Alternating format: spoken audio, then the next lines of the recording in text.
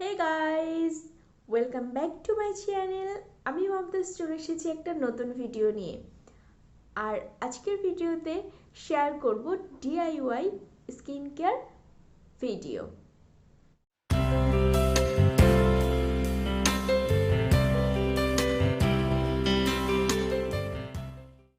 Flawless glowing skin কে না পেতে চায়, আর তার জন্য আমরা কত কিছুই না করি।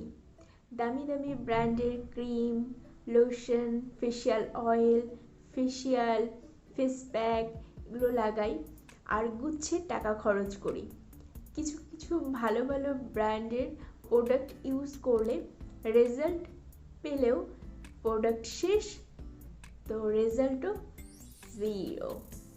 তাই জন্য এই ভিডিওতে কোনো নামি দামি ব্র্যান্ডের কোনো প্রোডাক্ট নয়, এই ভিডিওতে শেয়ার করব খুবই ইজি অ্যান্ড এফেক্টিভ একটা হোম রেমেডি,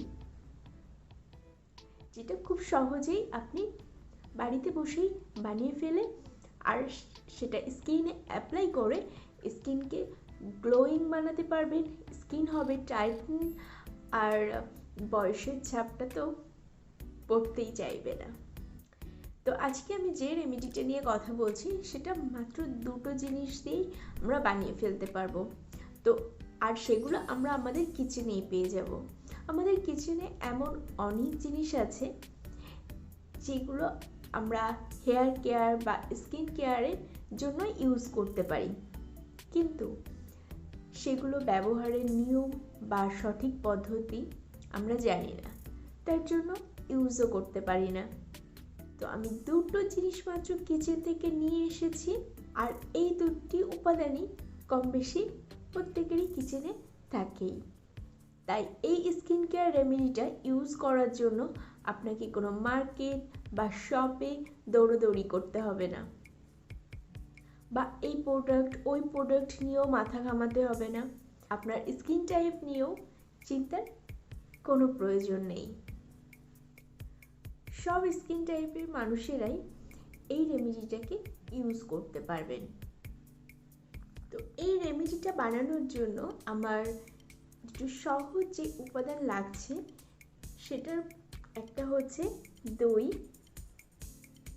এটা তো আমাদের কিচেনে থাকে, একদমই কমন একটা উপাদান, যেটা আমরা কুকিংয়ের ক্ষেত্রে অনেক বেশি ইউজ করে থাকি। আর সেকেন্ড যে উপাদানটা হচ্ছে সেটা হচ্ছে মধু।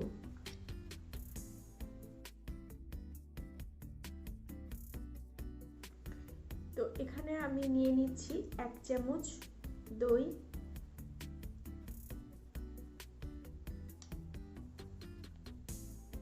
আর নিচ্ছি 1 চামচ মধু। এই দুটোকে খুব ভালোভাবে মিক্স করে নিতে হবে।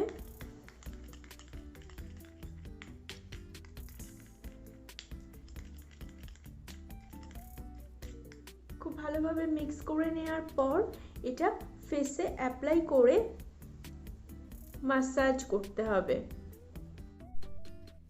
এখন আমি এই রেমেডিটাকে আমার ফেসে অ্যাপ্লাই করছি, আর এটা ইউজ করবার আগে ফেসটাকে ক্লিন করে নেওয়া ভীষণই জরুরি।